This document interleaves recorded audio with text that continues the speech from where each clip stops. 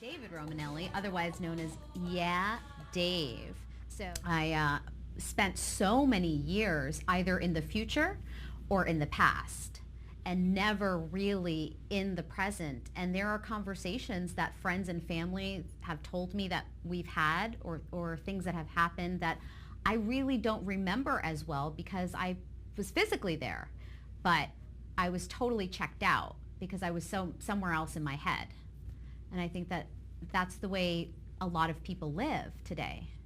Yeah, totally. And the whole philosophy, kind of the yoga philosophy, is that when we're present, all these synchronicities and opportunities will come to us, but they only can connect with us when we're able to hold the moment.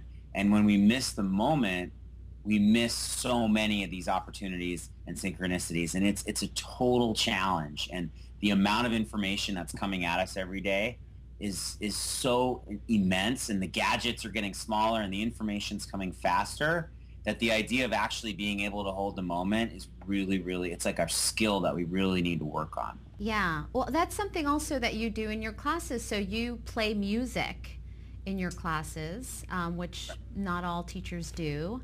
So how did you come to that and decide that you wanted to kind of integrate yoga and music? And then also I want to get into talking about the different experiences that you offer: yoga and chocolate, yoga and wine, yoga for foodies. How did that all come about? Well, the thing with yoga is it can, if you do it, it can be the most amazing experience, this uplifting, physical, spiritual experience, but it can also be the most incredibly boring thing. If the teacher is not getting through to you, you're stuck on a mat for an hour and a half. I mean, you could just die. So I want to make it so that people come to yoga and there's no chance they can be bored. So the music kind of adds a little rhythm, keeps you engaged. I always bring themes, messages, quotes, stories, so that the mind has something to chew on while the body's working. You had mentioned also, I mean, I do these workshops with chocolate and wine. Yeah. And I last year started working with different chefs. And the whole idea is when you're done with class, you're so present and so relaxed.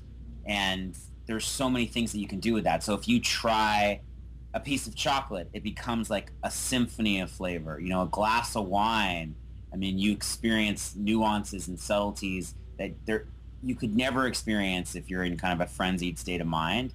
And it's a metaphor. It's symbolic that anything, when experienced in the present moment, is deeper, better, richer, sweeter.